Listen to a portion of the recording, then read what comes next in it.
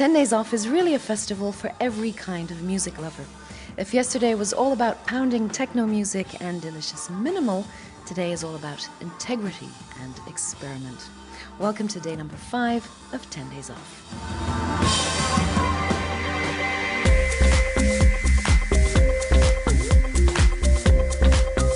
10 Days Off. When Saints go live is when the magic happens, and so is when Matthew Herbert gets on stage. We've got 2 great interviews coming up, as well as lots and lots of beautiful music.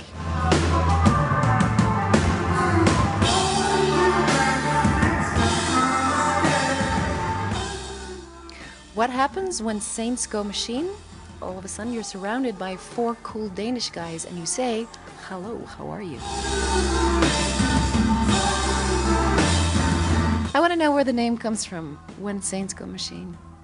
It was just it was a record laying on top of a pile in the studio, and we needed a name because we had written some songs and we wanted to put them on the World Wide Web, and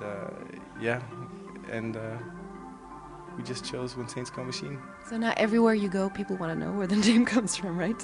Yeah, you should have just chosen like a short word or one word, like kitchen or something. Everyone knows what a kitchen is. What inspires you? How does a track come into being? I think when we do the music together, that's where it becomes When Saints Go Machine. We don't have a recipe or a way to do it. It's just it's just when we all get our hands into the mix, it becomes this sound, and we don't try to aim for a certain sound. It just becomes this what I don't know what we call it, pop music or alternative pop music, but people call it all kinds of stuff, I think. But I want to know, do you have time to check out Belgium, or is it in and out of Belgium? No, we have time to check out the Belgian breakfast. I'm sure you're going to do just fine as Saints Go Machine, so looking forward to seeing you on stage. Thank you very much.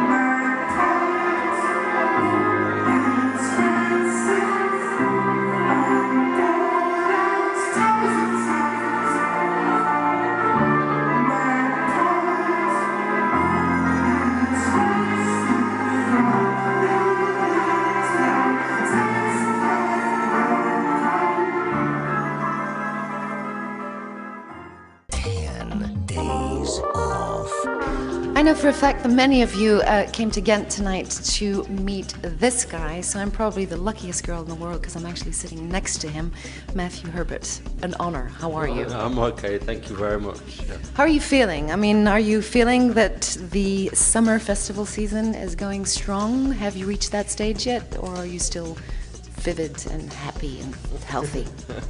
I think the weather's been quite intense, and so it really changes how you feel about summer. And I think I don't know, it's quite weird because summer tends to be the time when everyone takes it a bit easier, but when you play music there's a lot of festivals and there's a lot of gigs in the summer, and so you end up going out, so you end up working a lot. And have you been working trans-globally or staying home a lot in the studio? Yeah, I mean, I try not to fly too much because I'm trying to cut down the damage I do to the environment. It's getting harder and harder actually, but I still keep getting offers, but generally, it's generally Europe and a bit of Russia. And how does that work exactly? Because I know that you try to avoid flying as much as possible. When do you decide not to take a train, not to take a bus? Well, it's about 5 years ago I made a record about food and realised that the biggest consumer of oil is food, the food industry, and actually so what we eat has a huge impact on the environment. And I just thought I can't keep travelling around the world telling these things and not make some changes myself, so I've made these changes, and generally I take the train a lot around Europe, or if it's really long, if it's far away to go and you have to only way can get there is by flying, then often I just won't go, and that's the sort of sacrifice you have to make. Maybe do you consider it a sacrifice? Well, I do, in as much as I earn less money, I probably earn half of what I could do if I flew. So is it worth it? I think it's worth it. Yeah, I mean, it's definitely worth it from my perspective. Like, there's not much fun about flying, you know, and we've got to make changes if we're going to change the way things are. And I know it's not ultimately, you know, it's just a small gesture in the scheme of things, but you have to make an effort, I think. Would you ever have guessed that making music would turn you into an idealist? I think it's probably. I think the two are related. I don't think that music exists in a vacuum. It's, you know, I've made sort of 30 or 40 albums now, and I can't just, you know, what am I supposed to talk about? Like my girlfriend, or, you know, like you can't just talk about love for 40 albums. You know, I don't think that's very interesting.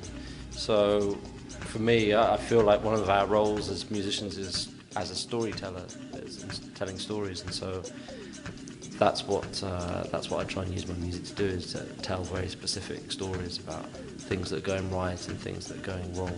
But I can't imagine that what you do is because you try to challenge yourself. I'm pretty convinced that you wake up in the morning thinking, hey, this is an idea, let's use 1,500 apples. Is it bigger than yourself? I think I'm definitely interested in the idea of sort of stepping out of the equation and getting other people to make noises and to harness that. I mean, the great thing about sound is that it's a democratic thing, which is not everybody plays a musical instrument, but everybody makes a noise. So there's a really great way to imply and implicate the audience in the music somehow, and so I think that's an exciting possibility.